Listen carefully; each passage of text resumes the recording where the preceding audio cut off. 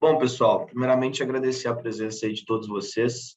É um prazer estar com todo mundo aqui nesse momento, né? 7 horas da noite de uma quinta-feira. A gente sabe a importância que é dedicar um tempinho para a gente falar sobre investimento, entender um pouquinho melhor o cenário que a gente está passando e tomar uma decisão consciente. E aí, estamos aí com dois especialistas, dois parceiros nossos. Um é o Fábio Fares, especialista e analista da parte macro da Quantisage, e estamos aí com o Vitório também, que é especialista e analista da parte fundamentalista da Quantisage também. Os dois vão fazer uma apresentação para a gente hoje e vão trazer bastante aí sobre o cenário, algumas oportunidades. Está com vocês a bola, pessoal. Obrigado. Beleza, obrigado, Vitor. Muito boa noite a todo mundo. Como ele falou, eu sou o Fábio, trabalho aqui na Quantas, contando um pouco da onde eu vim. Trabalhei minha vida inteira no mercado, desde 1998, apesar de parecer um menino jovem, tenho uma certa idade já. Trabalhei minha vida inteira do lado institucional, comecei em corretora, depois de passar pelas grandes corretoras, fui para o BTG Pactual, fiquei 10 anos lá, vim para Nova York pelo BTG, dei uma volta em alguns lugares em Nova York, terminei minha carreira no C6 Bank, abri o escritório deles aqui em Nova York, depois eu vim para Miami trabalhar 1 ano na Avenue, montando o braço educacional junto com a Quantas. E aqui na Quantas eu conto um pouco da minha experiência do lado institucional, que era mais atendendo o gringo que tinha que investir no Brasil, então eu focava bastante em entender tudo que a gente está tentando entender agora, porque eu tinha que falar para o gringo o que acontecia aqui. Falando um pouco de Brasil, a gente vai começar a apresentação, a gente resolveu dividir indo do micro para o macro, então a gente vai falar de Brasil, eu vou falar da parte macro de Brasil, o Vitório fala da parte de oportunidades nos setores, o que ele está vendo, depois a gente dá um overview macro do que esperar para o ano que vem, que vai ser um ano extremamente interessante para o mundo todo, se Deus quiser, um ano quando o Covid acabou de vez e a gente começa a tentar caminhar para a vida nova de novo, né? Então, falando um pouco de Brasil, olhando e deixando claro que tudo que é falado não tem viés de nada. Eu não moro no Brasil, eu não participo de eleição de nada no Brasil, é tudo racional, dados e o que a gente vê, porque o investidor profissional, o institucional, que era o que eu trabalhei minha vida inteira, ele não tem emoção, não tem partido, não tem time de futebol, às vezes alguns não têm nem religião, o que já é mais. Então, a gente está pegando um amontoado de dados, o que vimos, o que a gente acha e o que a gente pretende olhar para o ano que vem do que passou desse ano, tá? Então, como eu falei, a gente vai falar um pouco de macro Brasil, juros e bolsa, os setores se beneficiam e um panorama global também para vocês terem uma ideia do que a gente está achando para o mundo, China, Estados Unidos e tudo mais. Na parte de Brasil, o Brasil começa o ano de 2022 como um grande desafio. Se a gente for lembrar, as expectativas seria um ano de PIB negativo, dólar alto, um ano muito difícil por causa da crise, a Selic, a inflação, e muito por causa do período que a gente passou de inflação lá atrás, o Brasil acelera, faz a lição de casa direito, subindo juros antes de todo mundo e tem um ano surpreendente. Claro que é importante frisar muito no final que essa grande melhorada de surpreender demais tem muito a ver também porque era um ano de eleição, e ano de eleição a gente sabe que é que nem quando a empresa faz IPO, todo o cara que está no poder quer deixar a casa o mais arrumada possível para poder fazer campanha, e o Brasil se beneficiou desses dois eventos. O primeiro evento, nosso histórico de saber que a inflação tem que matar pela raiz, coisa que o mundo não fez. O Brasil sobe juros antes de todo mundo. Quando, em novembro de 21, o Banco Central americano está começando a falar que talvez tenha que subir juros, o Banco Central brasileiro já está quase finalizando o ciclo de alta, já está lá na frente de todo mundo, e a gente se beneficiou esse ano por isso. Vocês vão entender ao final da apresentação por quê. Então, a gente tem um ano positivo, onde tudo que a gente esperava lá em janeiro se concretiza para o lado positivo agora no final do ano, com uma inflação caindo, um PIB surpreendendo, o Brasil entregando crescimento de quase 3%, um câmbio comportado, se a gente for olhar as outras moedas em relação ao dólar, só que com uma taxa Selic muito alta. A gente sabe que a taxa Selic alta, nesse momento, é um mal necessário, porém um mal necessário que faz a economia ficar mais devagar. Então, o nosso grande desafio para olhar para frente é quanto que esses juros altos vai segurar o ímpeto da economia crescer o ano que vem, porque a gente está vendo a inflação cada vez menor. E a gente tem um cenário global onde o resto do mundo está subindo juros ainda. Então, a gente tem tudo para se beneficiar por já estar num outro estágio, se a gente, Brasil, fizer a nossa lição direito. A gente olha para a nossa inflação, que a gente começou o ano lá na casa de 10,40, e tinha expectativa que ela ia subir muito, porque a gente importa a inflação do resto do mundo, e o dólar ficando forte, os Estados Unidos com a inflação alta, ia vir inflação naturalmente para a gente. Só que por uma série de coisas e medidas que foram tomadas, a gente conseguiu controlar a inflação, não só subindo juros, mas os incentivos ao combustível, conseguimos cortar o mal pela raiz. E hoje, no mundo inteiro, o problema ainda é a inflação. A gente tem outros problemas para serem resolvidos e que dependem muito mais só da gente, não dependem de outros fatores, o que deixa o Brasil numa posição favorável agora nessa transição. E por que eu falo agora dessa transição? Porque nesse momento de transição a gente está vendo muito barulho, essa PEC da transição e o discurso do presidente eleito, de acordo com o discurso que ele já vinha trazendo durante a campanha, deixou o mercado um pouco preocupado. Só que para o Brasil, isso é muito curto prazo, né? A gente trouxe aqui ontem à noite as manchetes que o Alckmin levou a PEC da transição lá para o Senado e todo mundo preocupado. Entendam, política fiscal ela é essencial para a saúde do país. E ela não é uma coisa proibitiva, onde o governo, por causa dela, é obrigado a deixar de fazer coisas. Mas ela limita o governo a não gastar mais do que deveria e comprometer o futuro do país, que um país cada vez mais endividado, mais perigoso fica para ele não perder a confiança e ficar muito mais caro para ele conseguir pegar dinheiro no mercado. E quanto mais caro fica para o país pegar dinheiro no mercado, fica mais difícil para a gente se desenvolver. Então, é importante você ter credibilidade e ser um bom gestor do seu dinheiro. Vejam vocês, investidores, quando vão buscar renda fixa. Vocês sempre olham lá, olha essa renda fixa pré-fixada, a taxa 20% até 2030. Aí você vai olhar para quem você está emprestando o dinheiro. Com certeza é algum que tem um histórico de problema, por isso que pagam juros tão altos. Como país, a gente tem que evitar isso. Por quê? Porque a gente precisa de investimento. E quanto mais juros a gente tiver que pagar, porque quem empresta dinheiro para a gente não confia, pior para o nosso crescimento. E aí o que afeta? Afeta o social. Então está tudo ligado. E o pessoal da política sabe disso. Só que eles precisam também do barulho, de unir as pessoas para poder negociar. Então, ontem à noite a gente tinha essa foto. A PEC vai sair do teto, o teto vai estourar, tudo mais. Acorda o mercado, estressa, o dólar dispara, o juro sobe, a bolsa cai. Hoje também teve discurso do novo presidente num evento lá no Egito. O pessoal já interpreta tudo errado. Tudo sobe, taxa de juros, é fim do mundo. Não, não é. No final do dia a gente já vê, já tudo volta. Por quê? Porque política se negocia. Esse ruído de agora até janeiro vai ser comum. Por quê?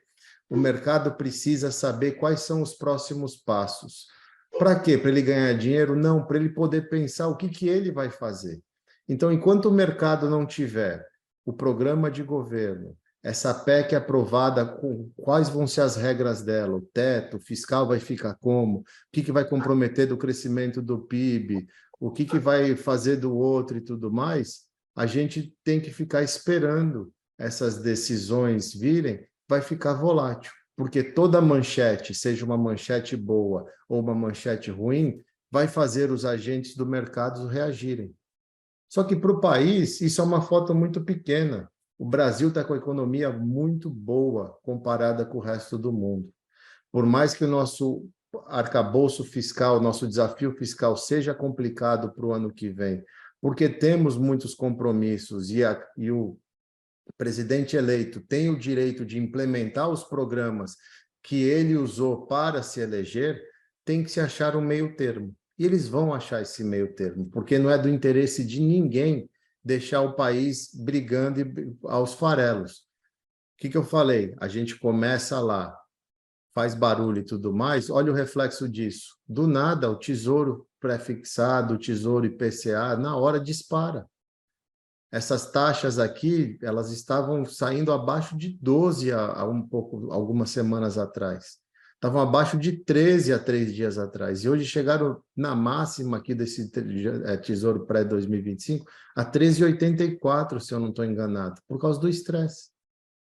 E a gente está vendo que todas as negociações estão fluindo. Então, a gente tem que tomar cuidado com esse barulho, porque como investidor, tem que separar a razão do barulho. E a gente sabe que política tem muito barulho. Só que o resultado final é sempre entre as partes concordando em alguma coisa. Não tem imposição, não tem canetada.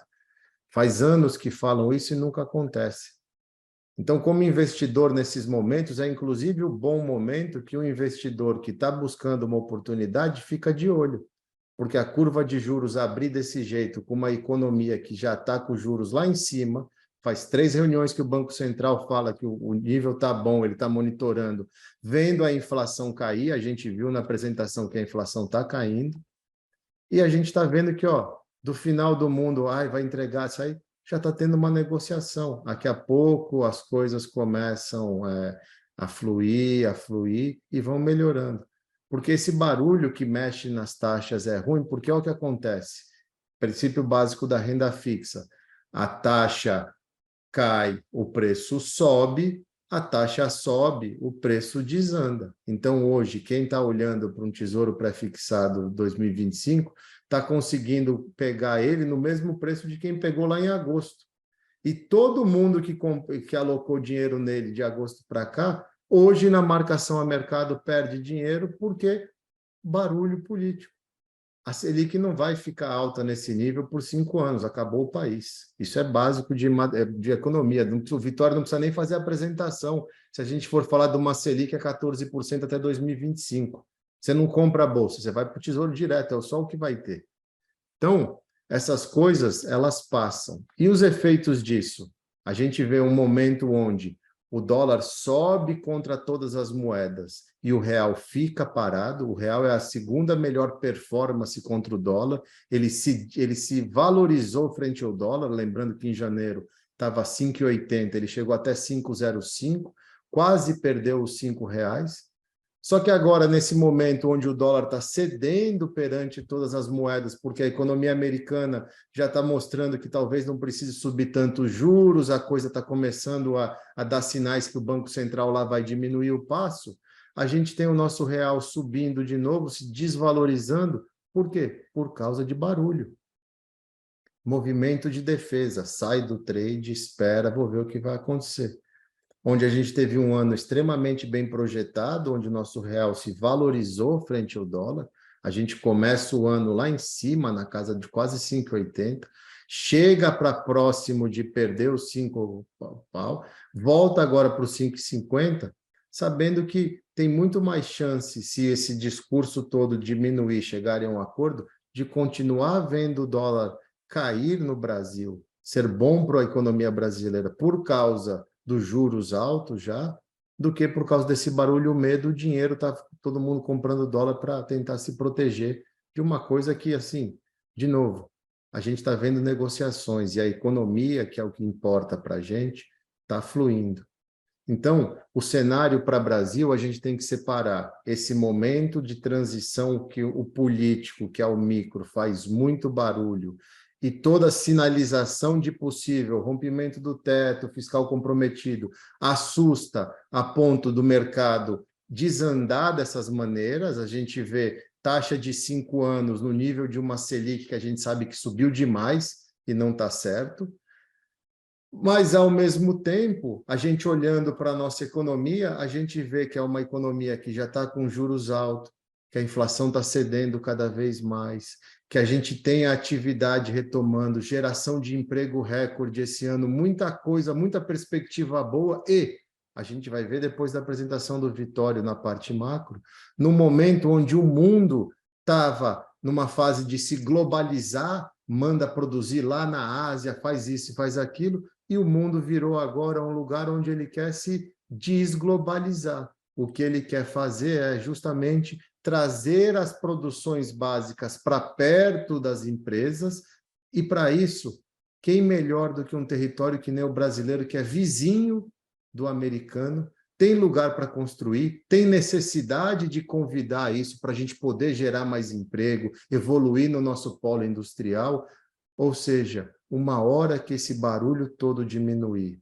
o governo se alinhar, a avenida que tem para navegar o ano que vem, tanto no lado macro como no micro de Brasil, é muito interessante, é muito positivo. A gente está na frente do resto. Eu diria que se fosse jogo, e até uma coisa interessante, né, pessoal? O Vitor falou, pô, hoje é quinta-feira, 7h pouco da noite, estamos aqui. Eu fico feliz de ver esse bando de gente aqui buscando conhecimento. A gente está na véspera da Copa do Mundo, a gente só fala de PEC da transição, do mercado financeiro, ninguém nem sabe quem que o Tite vai escalar. É uma vitória para o Brasil, a gente evoluiu nesse aspecto, e é muito bom. Então, fechando o Brasil, eu estou do lado, tirando o fiscal, que depende do político, a parte macro Brasil está boa, está preparada para continuar crescendo, para continuar recebendo investimento, e tem várias oportunidades de aproveitar boas coisas. A gente depende agora do pessoal lá de Brasília se acertarem, resolverem baixar o ruído e coletarem, darem continuidade para coletar esse bom momento, porque os ventos de Brasil, nesse momento, são favoráveis. O barulho político que atrapalha um pouco, mas a gente sabe que passa. Eu volto ao final, depois da apresentação do Vitório, para falar um pouco de macro mais global, Estados Unidos, China e Europa. Valeu. Bom, boa noite, pessoal. Como o Vitor falou, eu sou analista aqui da Quantity, comecei minha carreira no buy side, também no institucional, assim como o Fábio, mas numa gestora, talvez alguns conheçam, a Real Investor Gestão de Recursos. Fiquei lá como analista por algum tempo e hoje sou head aqui da Quantity de análise fundamentalista. Vou comentar um pouquinho com vocês sobre juros e bolsa aqui para começar. O Fábio comentou bastante aqui sobre os juros nesse momento, né? E por que os juros é tão importante? Como ele falou, né? Se os juros ficar 14% até 2025, nem tem por que eu falar nada. É muito relacionado, né? O impacto da Selic nas empresas, propriamente dita nos lucros. Então, a Selic deve pressionar os lucros para baixo? Sim. Não em todas as empresas, na maior parte, tá? Principalmente naquelas empresas que têm dívida e que o custo dessa dívida ele é muito alto, tá? Então, empresas caixa líquido, que tem um caixa muito grande, no caso delas, olhando pelo ponto de vista de resultado, é até bom, né? Ela tem um resultado financeiro ali, um ganho com aquele caixa, além do resultado operacional dela, tá? Por outro lado, mesmo essas empresas com caixa, elas acabam sendo penalizadas, elas acabam tendo um desconto, né, uma queda, uma reprecificação no valuation delas, tá? Quanto maior os juros, maior a taxa de desconto. Então, menor tem menos valor tem o dinheiro no tempo, tá? Mais você tem que descontar ele. Então, um lucro do ano que vem, lá de 2030, ele vai ter menos valor hoje, quanto maior a taxa de juros. Tá? Isso se reflete daí na precificação dos ativos. Então, a gente vai ver múltiplos bem mais baixos, cotação bem mais baixas, muito reflexo da taxa de juros, né? Até tem uma frase do Warren Buffett, não sei para quem conhece, ele comenta que os juros são para as ações como a gravidade é para a gente, né? Então, assim, o preço das ações ele flutua para cima ou para baixo conforme os juros, tá? Você pode passar, Fábio, por favor? Só para exemplificar aqui essa questão que eu falei do resultado das empresas, pegando esse exemplo aqui da Simpar, esse aqui é um resultado que foi divulgado até semana passada, bem recente. Se a gente olhar ali, né, as colunas do terceiro trimestre de 2021, segundo trimestre de 2022, terceiro trimestre de 2022, na parte de EBIT, EBITDA, receita, enfim, praticamente todas essas linhas a gente vê um crescimento muito forte, né, 70% ali nas receitas, EBIT crescendo 60%, que seria o lucro operacional, né, o lucro da operação. O problema está onde? Né? Aonde que o juros está pegando? Ali no resultado financeiro. Né? Então, o resultado financeiro, o custo financeiro das empresas, que no terceiro trimestre de 2021, dessa empresa aqui especificamente, era 316 milhões, um ano depois, né, com toda essa alta de juros que a gente teve, passou para 1.200 bi. Então, assim, tudo que ela teve de ganho operacional, né, o EBIT saindo de 890 milhões para 1.400 bi, ela perdeu na parte financeira. Tá? Então, assim, lucro líquido mesmo piorou, caiu. Né? O que sobra no final do dia para o acionista ficou bem pior, tá? Pode passar, por favor? E por que isso, né? Aqui eu trouxe as taxas daí, eles mesmos divulgam quanto que é o custo da dívida dessa empresa. Ó, como ao longo do tempo, né? Terceiro trimestre, segundo trimestre, isso foi aumentando, passou de 6,7 para 14,7, hoje já está em 15,8. Nesse patamar de custo da dívida aqui, é muito difícil algum negócio que pare em pé, tá? Geralmente o retorno dos negócios vão ser menores do que esse custo de capital, esse custo da dívida. Os juros é mais caro do que a operação gera de dinheiro, resumidamente, tá? Então, como o Fábio falou, né? Se continuar assim, até 2025, grande parte dessas empresas aqui vão continuar tendo prejuízo, destruindo o patrimônio, destruindo o caixa, o valor dos acionistas aí. Pode passar, Fábio, por favor.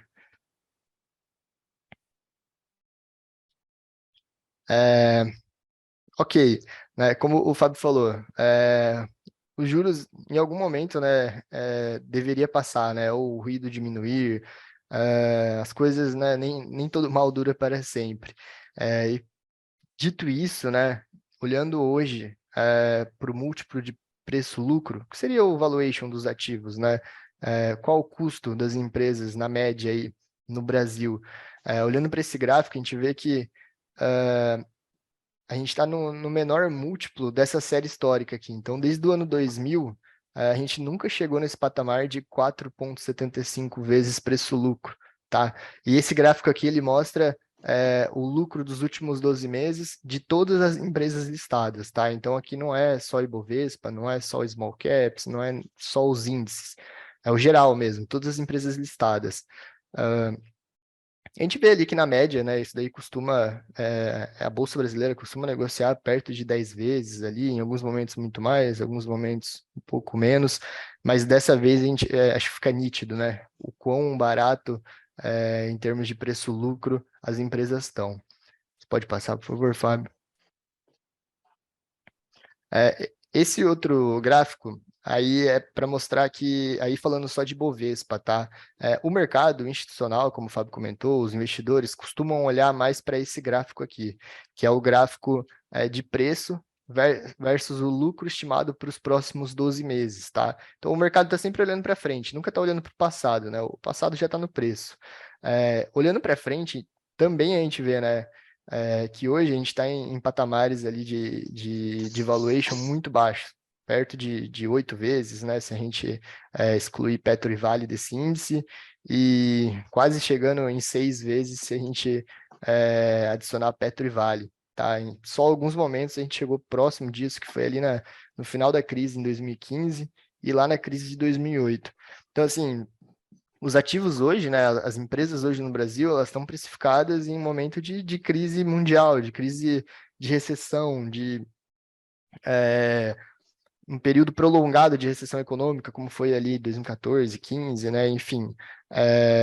E basicamente, por enquanto, por conta de ruído, né, como o Fábio comentou, não tem nada concreto ainda, né, tudo vai ser negociado, o novo governo nem começou, enfim, acho que é mais um medo mesmo do mercado que está no preço dos ativos nesse momento. É lógico, né? Pode ser que o pior aconteça, a gente não tem como saber no momento. mas não é o que está acontecendo nesse momento. Pode passar, por favor, Fábio.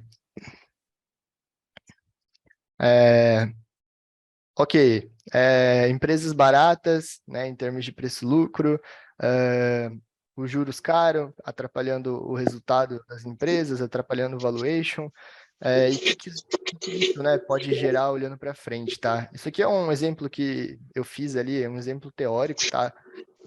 Basicamente para mostrar o quanto os juros pode impactar tanto no lucro, quanto na precificação dos ativos, tá? Então, eu estimei aqui um lucro base 100, um EBITDA base 100 das empresas, tá? E pegando esse lucro base 100, né? Num cenário pessimista, os juros vai ficar ainda mais caro, né? Os juros vai continuar subindo, as coisas vão continuar piorando. Provavelmente, o lucro e o EBITDA vão cair. Então, eu coloquei uma queda aqui de 20%, tá? Se o juros real, que o Fábio mostrou ali, está próximo de 6,2, mais ou menos, né? For para 7,5, por exemplo, tá? Esses números aqui é só uma suposição, só teórico. O que vai acontecer? O múltiplo de lucro também vai diminuir, como eu falei, né? O custo do dinheiro no tempo fica mais caro, então o múltiplo vai ficar menor, além do lucro estar menor. Então, assim, quanto deveria valer esse índice de lucro 100? Deveria valer algo entre 480 e 320. Então, na média, 400 pontos, vamos exemplificar. No cenário base, que é esse lucro e os juros que a gente está vendo agora, né? Próximo de 6,5 aí, o preço-lucro ali perto de 8. Então esse índice deveria valer algo entre 600 e 400, na média 500.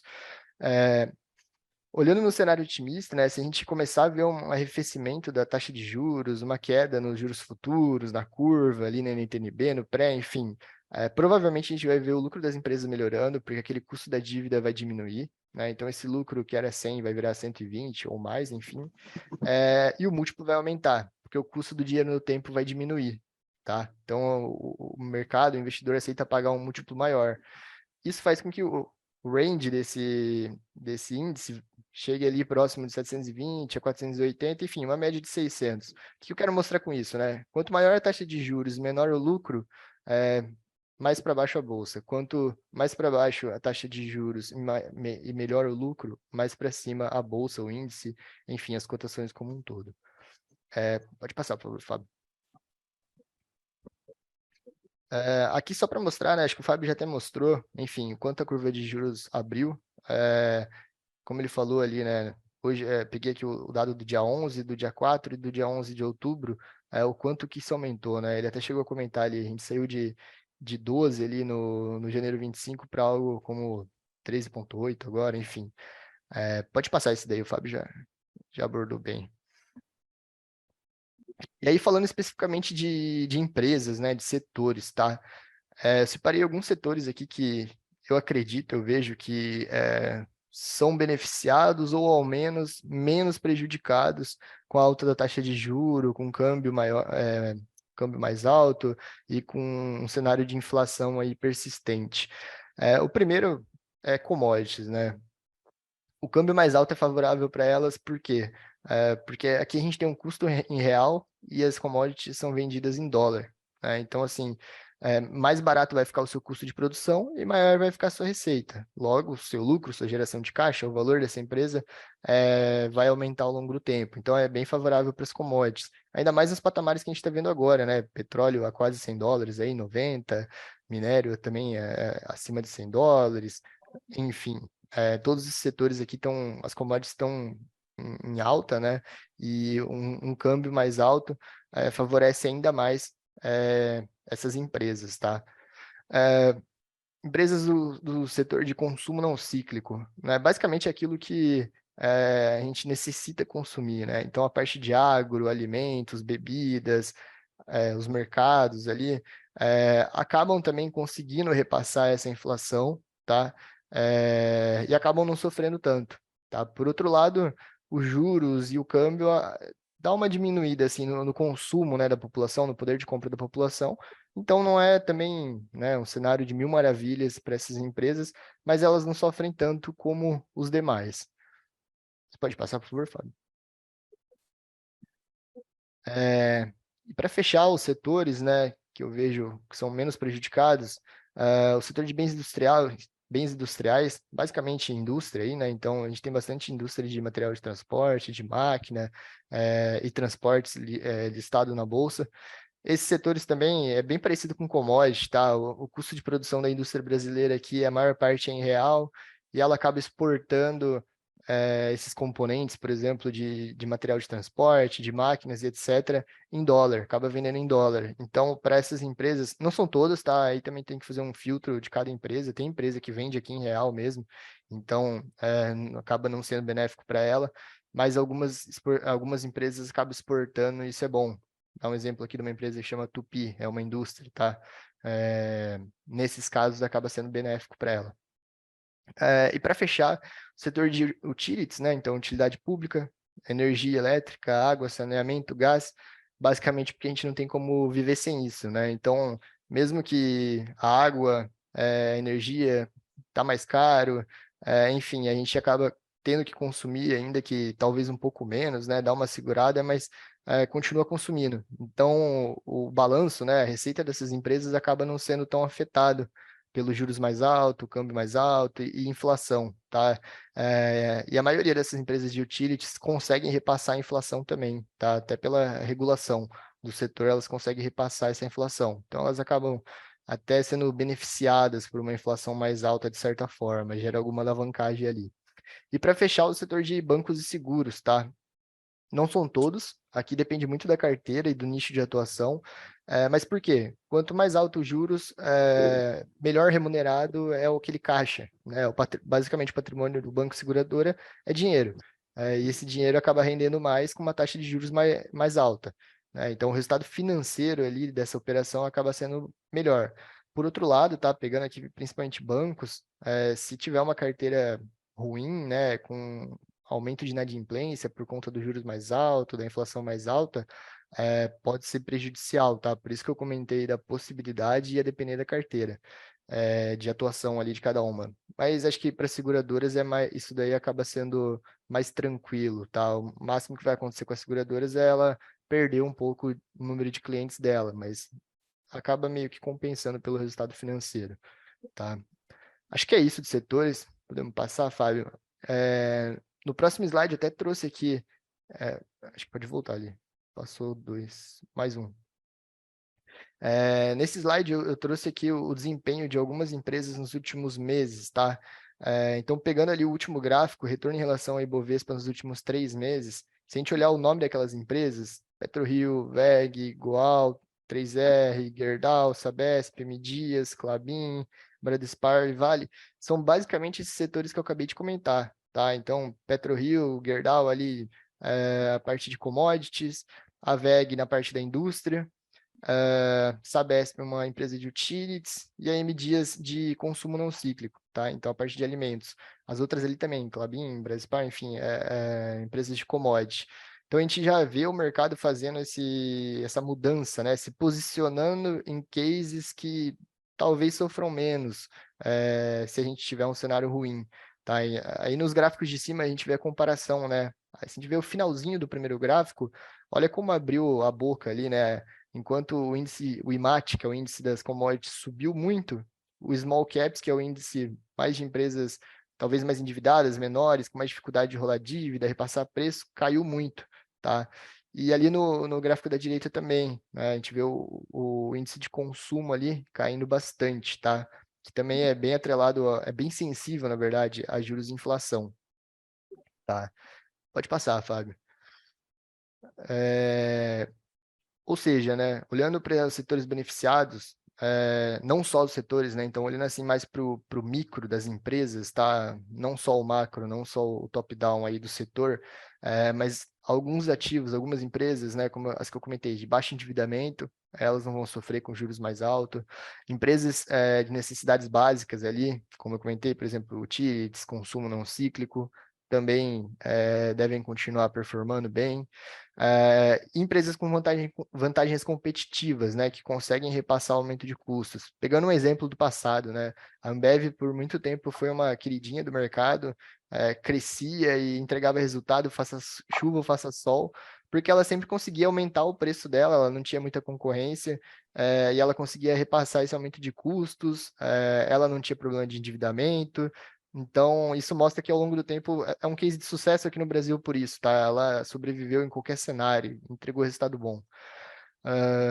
E para fechar, empresas aí com custos em reais, que eu comentei, as empresas de commodity, receita em dólar, e que fazem uma boa locação de capital e gerenciamento desse capital, tá? Até o exemplo do slide passado, a PetroRio. Então, assim, é uma empresa que aloca muito bem capital, investe muito bem esse capital, cria valor para os acionistas. Essas empresas, em qualquer cenário, tá?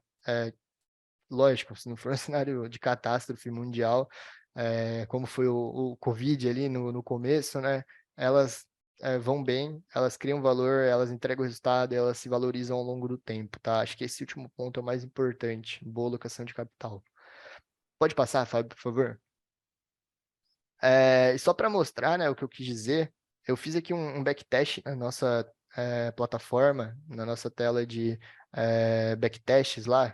Lá na nossa tela você pode colocar o ativo que você quiser, o percentual que você quiser, se você quer rebalancear esse ativo, se não quer, se quer remunerar o caixa pelo CDI ou não, o período que você quer fazer esse backtest e ver como é que se comporta essa carteira, tá? Então eu peguei alguns nomes em linha com os setores que eu comentei, com os ativos que eu comentei. Então, por exemplo, a VEG ali, né, no setor de indústria, que até apareceu no slide anterior, o Itaú no setor financeiro. Então, o Itaú sempre teve um histórico bom de alocação de capital e de carteira, não costumou sofrer no passado, né, com inflação e juros altos. A Porto Seguro também é uma seguradora, para mostrar a questão do float ali, do caixa, né, o caixa sendo remunerado pelo CDI. A Klabin, uma empresa de commodity, daí na parte de papel e celulose. A Ambev, que eu comentei que tem vantagem competitiva, consegue repassar aumento de preços, aumento de custos. E para fechar, a Cosan, que é uma holding, ótima alocadora de capital, tá? Tem um histórico brilhante aí, um track record brilhante de alocação de capital. Então, se a gente tivesse montado uma carteirinha lá em 2006, eu coloquei o início do backtest em 1º de janeiro de 2006, carregado até o dia 15 desse mês, rebalanceando, né, esse percentual, sempre mantendo esse percentual em 10% cada empresa, e o caixa em 40%, então a gente está 60% comprado em ações, 40% no CDI, essa carteira teria performado quase 1000% aqui, 984% de 2006 até hoje, teria tido uma volatilidade baixa, na média, né, anual, teria rentabilizado 15% ao ano, então até acima do que a gente está vendo no CDI hoje, tá, por exemplo. E não teve uma queda muito relevante, a maior queda aqui foi de 33% e foi na época do Covid ali, provavelmente, tá? A gente vai ver no próximo slide. Pode passar, Fábio? Nessa tela nossa da plataforma, a gente vê também a análise de risco ali. Então, se a empresa se a carteira, desculpa, ela teve retorno acima do risco, se ela teve um beta, ou seja, ela teve baixa correlação com o mercado, e se ela está bem diversificada, tá? Nesse caso aqui eu fiz uma carteira um pouco mais concentrada, mais para pontuar os nomes que eu comentei, tá? Mas essa carteira talvez poderia ter mais ativos, 10, 15 ativos aí, mas era mais para exemplificar. Anualmente, ó, se a gente olhar aqui no gráfico de baixo, daí, a gente vê que quase todos os anos o resultado da carteira foi positivo, apenas no ano de 2008, ali na crise de 2008, que aí eu acho que praticamente ninguém escapou, né? Não teve muito como terminar no positivo. Mas já no ano seguinte, né, a performance foi muito forte da carteira, teria voltado até mais do que caiu, e no restante de todos os anos essa carteira teria performado no positivo. Pode passar, Fábio, por favor. E aí, para fechar aqui, lá na plataforma a gente consegue fazer alguns testes de estresse, né? Então, eu fiz um stress test com essa mesma carteira, pegando ali o período de janeiro de 2013 até dezembro de 2015, que foi o último período que a gente viu de inflação acelerando, juros subindo muito, para ver como é que essa carteira teria se comportado. E a gente vê aí que ao longo do tempo, né, ela ali no comecinho até chegou a ficar um pouquinho negativa, mas no médio prazo ali ela terminou subindo 30%, enquanto que o Ibov caiu 30%, tá? Então aqui teria gerado um baita alfa. Ou seja, o mercado caiu, né, por conta do medo, dos juros, etc., mas as boas empresas continuam se valorizando, continuam criando valor, continuam entregando um bom retorno para os investidores, tá? E o último gráfico aqui, de drawdown, é só para mostrar o quanto que ao longo do tempo essa carteira teria caído. Então, ali como eu comentei, em 2008, ela chegou a cair 33%, né, mais ou menos. No Covid também, um pouquinho mais de 20%, mas na média, em poucos momentos, essa carteira teria caído mais do que 10%. Tá? Então, uma alocação assim, que entregou retorno, bem conservadora, com caixa, mostrando que assim, boas empresas e caixa, na minha opinião, né, é o melhor hedge, a melhor defesa que o investidor pode ter para o portfólio dele. Acho que não tem que inventar muita coisa, é só fazer o feijão com arroz aí bem feito mesmo. E para fechar aí, o último slide, pode passar, Fábio? Esse aqui é só um gráfico para mostrar que, ao longo do tempo, né, como eu comentei, uma boa alocação e boas escolhas acabam tendo o maior retorno, né? Aqui são os fundos ativos de bolsa desde o ano de 1998, quanto o CDI e o Ibovespa. A gente vê que os fundos ativos em bolsa tiveram uma performance muito melhor que a do CDI, e muito melhor que o Ibovespa, né? Muita gente fala assim, o Ibovespa perde para o CDI, a renda variável perde para o CDI, enfim, depende, né? Se você fizer uma boa escolha, uma boa alocação, ou delegar até seu dinheiro para bons profissionais que vão fazer uma gestão ativa, enfim, uma recomendação boa, né, de alocação, ao longo do tempo vai te entregar um retorno muito maior que o Ibovespa e o CDI. Era isso, tá, que eu queria falar. Se alguém tiver alguma dúvida, depois aí a gente tira. Acho que voltar para o Fábio agora para ele falar de macro global. Pessoal, primeiro agradecer aí ao Vitório. A gente vai caminhando para o finalzinho aqui da nossa live. Então, eu vou pedir para quem tiver dúvida, digitar no chat para a gente, que a gente reservou um tempo no final para a gente responder as dúvidas e fazer um bate-papo para fechar o call, tá bom? Então, pode mandar aí no chat que a gente responde já já. Beleza, bem, só para finalizar, né, passando um pouco da parte global, o grande desafio que o mundo enfrenta é a inflação, e a gente vê a inflação americana, que é medida pelo CPI, que é o IPCA deles, rodando na casa de 8%, coisa que há 40 anos não fazia, que esse gráfico vem desde 1990. Mas se vocês olharem, o americano, desde a época de 2010, não sabe o que é uma inflação de mais de 2%, e agora está lidando com uma inflação de 8%. Então, esse é o grande desafio do mundo, é ver quando a inflação vai começar a arrefecer para os países poderem parar de subir juros, porque a gente está vendo aqui nos Estados Unidos, o que assusta muito, a velocidade com que a taxa de juros americana vem subindo. A expectativa é que na reunião agora de dezembro ela suba mais, pelo menos mais 0,50, indo para 4,5, e o mercado está trabalhando com uma taxa terminal entre 5 e 5,5, apesar de alguns economistas falarem que talvez o Banco Central tenha que ir até mais.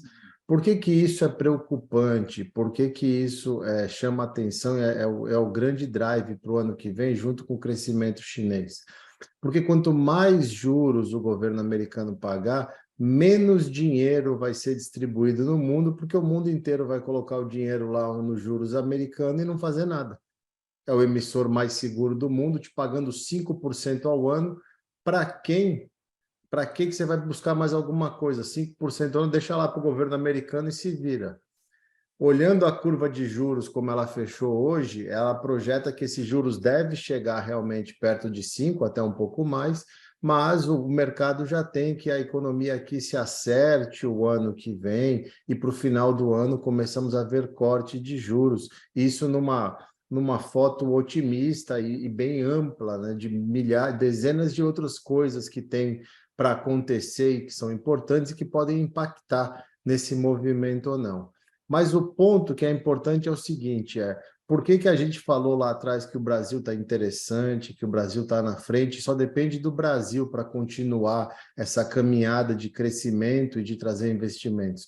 Porque quando a gente olha uma foto do mundo, a gente percebe que o que está acontecendo no mundo inteiro? A gente tem na coluna do meio CPI, que é a inflação, o mundo inteiro sofrendo com a inflação, a gente vê países com inflações horríveis de 2 dígitos, o nosso Brasil lá atrás com uma inflação de só 6,5%, tudo mais, e a coluna da esquerda são a taxa de juros de 10 anos.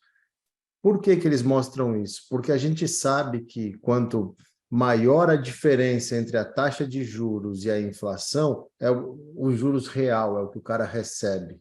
E a gente percebe que o Brasil hoje está numa posição que quem põe $1 aqui está recebendo 6,59% de retorno limpo no dinheiro dele, por isso que o investimento estava vindo. Só que quanto mais os Estados Unidos sobe juros, mais os juros fica menos negativo ou acabar indo para o positivo nos Estados Unidos, mais difícil fica para a gente poder ter margem de errar para poder atrair capital estrangeiro, porque o nosso diferencial de juros não vai ter tão atrativo assim. E as empresas, como o Vitório mostrou, mesmo estando baratas e tudo mais, acaba que o pessoal prefere não correr o risco de fronteira do Brasil e deixar o dinheiro fora dele, fazendo outras coisas. Apesar disso tudo, dos bancos centrais subirem juros e tudo mais, e esse diferencial fechar, ainda olhando nos indicadores de atividade econômica, o Brasil ele é um dos poucos países que os indicadores ainda estão extremamente saudáveis. Quando a gente olha para os indicadores de cima, os países acima, no quadro acima, que são os desenvolvidos, percebam que o segundo semestre desse ano foi um segundo semestre onde todas as economias ficaram extremamente contraídas, um clima de recessão, economias parando, enquanto no quadro abaixo, que são os mercados emergentes, a gente vê países como o Brasil, a Indonésia, a Índia e a Arábia Saudita ainda com indicadores de atividade saudável, gerando empregos e crescendo, o que mostra que é muito positivo, porque dá para manter isso, apesar da possível recessão global que a gente vai ter o ano que vem. Então, assim, estamos otimistas para o Brasil, estamos otimistas com a economia, mas sabemos que tem um componente político que pode atrapalhar. Atrapalhar estragando a economia, estragando o fiscal? Não. Atrapalhar fazendo barulho e deixando volátil, porque a gente sabe que no final é só barulho, as regras acabam sendo respeitadas. Às vezes custa um pouquinho mais caro, às vezes um pouquinho mais barato, mas nada vira muito extremo e não vai virar. O Brasil é um bicho diferente e a gente tem que se acostumar com isso. Só saber que ele é um pouco mais volátil, tá? Eu acho que da nossa parte era isso que a gente queria trazer para vocês e agora a gente está aqui para responder algumas perguntas, como o Vitor falou, tá? Vou pegar ali a primeira pergunta do Gilberto, para responder aqui. Ele perguntou em quais fundos esse entendimento de estratégia é aplicada. É só para explicar aquela tela ali, que até teve uma pergunta semelhante do Abiak.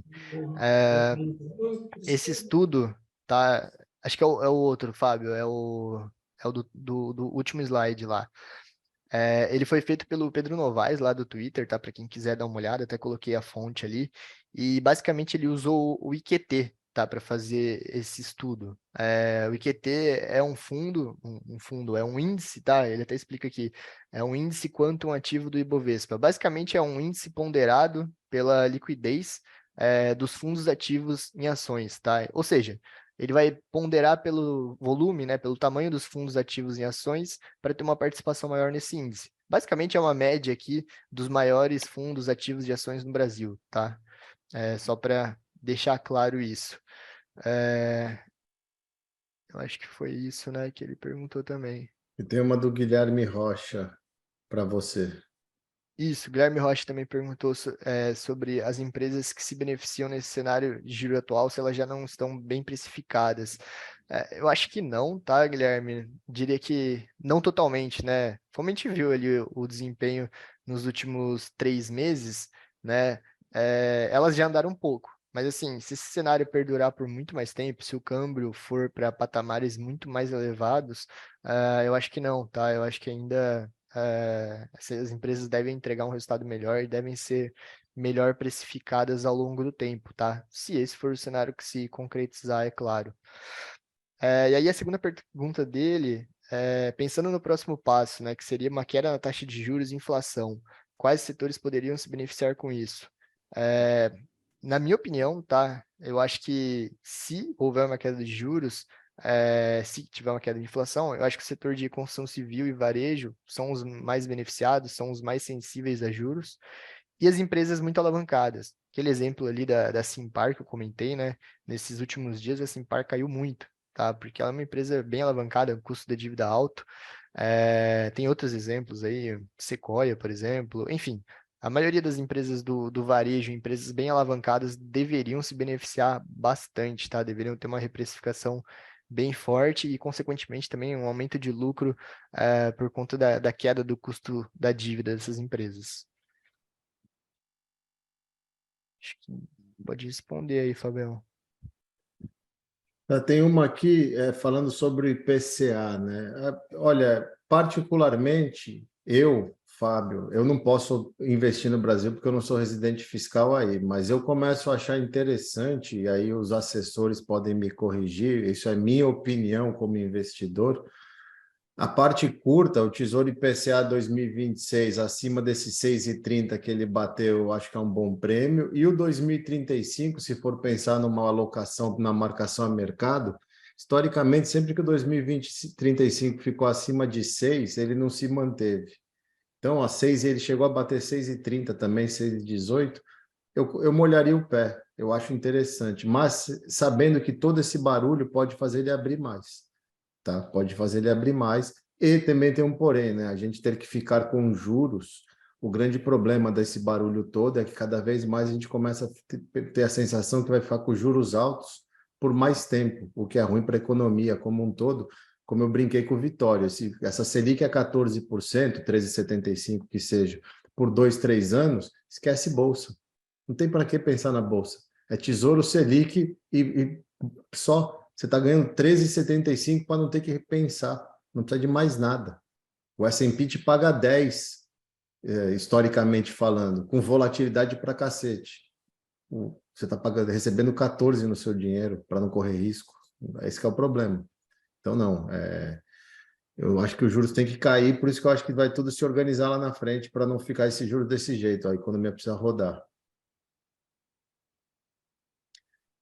A Mayara pergunta se quando a gente acredita na maior estabilidade do mercado pós-período eleitoral, quanto mais certeza a gente tiver do que vai ser. Então, assim, primordial, quanto mais rápido anunciar a equipe econômica, a equipe do planejamento, quanto mais rápido resolver essa negociação da PEC, esses gatilhos de estresse vão dissipando. E aí a gente entra na parte de governo de verdade, porque todo começo de governo tem uma lua de mel.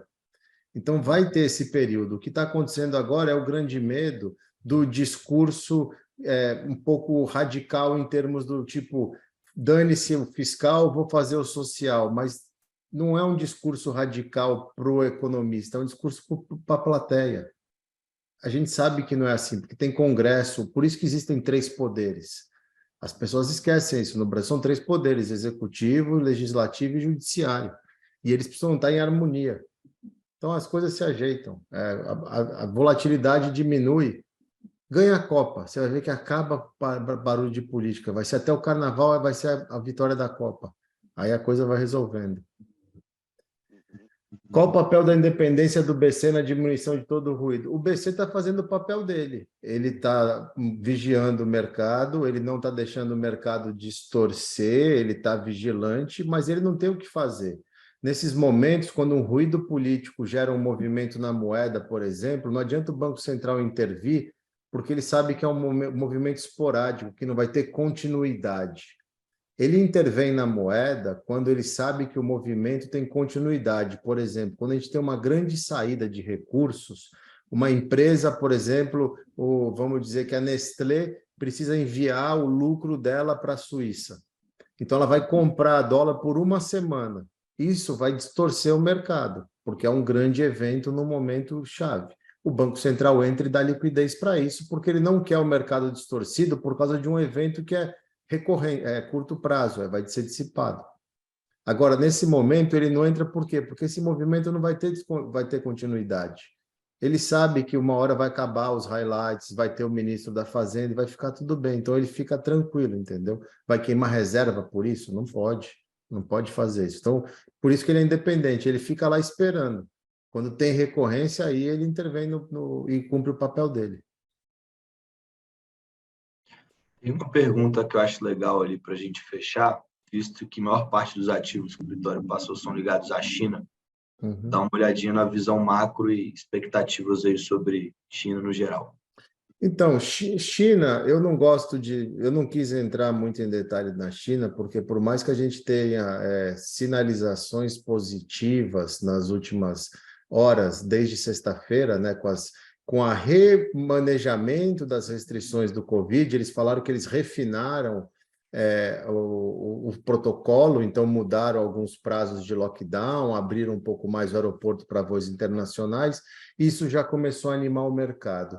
E aí, no final de semana, na véspera do Xi Jinping embarcar para Bali, onde ele ia encontrar toda a cúpula do G20, ele anunciou 16 medidas focadas no crescimento econômico da China, o que está fazendo o mercado e alguns analistas acreditarem que ele pode estar dando um cavalo de pau na estratégia, após ter sido eleito pela terceira vez para ser o primeiro-ministro, e voltar a focar no crescimento chinês e não mais em história de guerra, essas coisas e tudo mais. E aí ele fala isso no domingo, pega um avião e vai para a reunião do G20.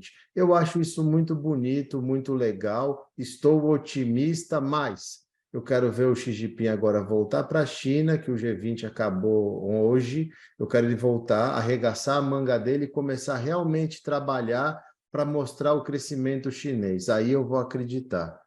Porque a China vive numa eterna festa junina. Todo mundo já achou que pegou fogo, era mentira. Todo mundo achou que ela ia mostrar a cobra, era mentira. Não dá. Então, enquanto ela não mostrar sinais fortes mesmo de crescimento, de impulso de crédito e tudo mais, eu sou cético quanto à China. Eu prefiro esperar, eu não me animo. Tá? O problema crônico do Brasil não é a despesa de gás necessário, não sobrando dinheiro. Quando vai... Olha, Flávio, político, se fosse lúcido, não era político, porque a gente vê a qualidade dos políticos, vê a qualidade dos empresários, dos acadêmicos, tudo mais, e você vê que a menor qualificação profissional é um político. Então, assim, não dá para esperar muito deles. O que a gente pode fazer e o que a gente tenta fazer é proteger o nosso patrimônio da melhor forma para a gente conseguir acumular o máximo possível e não depender deles, porque é difícil, eles não vão fazer o que a gente espera, eles vão fazer aquilo que perpetue eles no poder, seja qualquer político, porque faz parte do job deles ficar aí, de vereador, deputado e tudo mais. Então não dá para esperar deles, a gente tem que fazer o nosso, e por isso que vocês estão aqui querendo entender mais de cenário e tudo mais, tá? O que o Alexandre fala? Num governo que ao montar sua equipe, então já extrapolou o limite colocando... Não, mas muitos são voluntários e tem ficha, é tudo documentário. Olha, do mesmo jeito, pessoal, que a imprensa passou 4 anos batendo de um lado, agora vai ter a turma que vai passar os 4 anos batendo de outro lado. A melhor coisa é filtrar tudo isso, porque assim, nenhuma fonte é confiável, tá? Falam muita coisa, mas é tudo documentado, tá tudo lá, então não acreditem em tudo que vocês escutam, não, tá? Pessoal, e eu sou bem crítico. Quem me conhece sabe, eu sou bem crítico. Eu não tenho partido, não gosto da coisa, não acho certo, mas assim, cuidado. Tem muito barulho que não é verdade, é muito para manchete, é muito para conversa de WhatsApp. Não acreditem em tudo não, tá? O Abiaker parabeniza a live, obrigado. Acho que não tem mais pergunta, não. Tem O uma Lucas última perguntou ali do ali Lucas, sobre... para fechar a última. Vocês acham que é momento para dolarizar o patrimônio? Olha, eu como analista macro na Quantas e moro em Miami, estou há 10 anos nos Estados Unidos, eu parto do seguinte princípio. Vamos pensar uma coisa ao contrário. Você não acha que é um pouco loucura a gente ter todo o nosso patrimônio dentro de um mercado que representa 1% do mercado global? E eu não estou nem levando o lado político, porque se eu for falar de política, independente do governo, o maior medo do brasileiro é o confisco e o aumento de imposto. Então, pensa ao contrário. Eu acho que dolarizar o patrimônio, um pedaço dele, não tem momento. Já tinha que ter feito ontem, se não fez, começa hoje, ou se programa para fazer amanhã. É uma necessidade para preservar poder de compra. O real, ele só desvaloriza perante o dólar no longo prazo. O que faz a moeda ser forte? País que cresce saudável com inflação baixa. Você vai comparar o Brasil com os Estados Unidos, a gente cresce menos e com mais inflação. Então, para proteger patrimônio, tem que dolarizar. Não é o momento agora, sempre é momento. Sabendo isso, se programe, porque o momento sempre vai ser importante. E tenha um pedaço, sim. Hoje é muito fácil, vai ficar cada vez mais fácil. E o Vitor e a turma dele estão trabalhando para deixar mais fácil ainda para vocês terem dólar, exposição no dólar em moeda forte, conta lá fora bonitinha. É questão de tempo. Mas se agora é o momento, não. O momento ele sempre foi, ontem. Se você não fez ainda, tenta fazer agora para fazer amanhã, porque é importante. Dolarize um pedaço do seu patrimônio para preservá-lo. A gente brinca, mas pense em uma coisa. O iPhone novo que lançou, aqui nos Estados Unidos, ele ainda custa $1.000. O iPhone 13 de vocês, que custou $1.000 para mim, ele custou R$ 11.000. O 14 está custando no mínimo 15, só pela variação cambial. Vocês entendem como o poder de compra está cada vez menor? Então, dolarize um pedaço do patrimônio. O Vitor e o time dele vai ter total condições de ajudar vocês nisso e, em breve, até mais ferramentas. O momento é sempre importante, era ontem. Então, faz hoje para não ter que fazer amanhã às pressas, tá? Acho que era isso. Perfeito.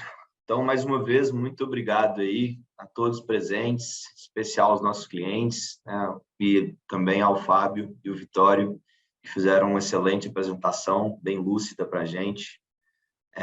Então, mais uma vez, muito obrigado e boa noite a todos. Valeu, pessoal. Boa Valeu, noite. pessoal. Obrigado pela oportunidade. Boa noite.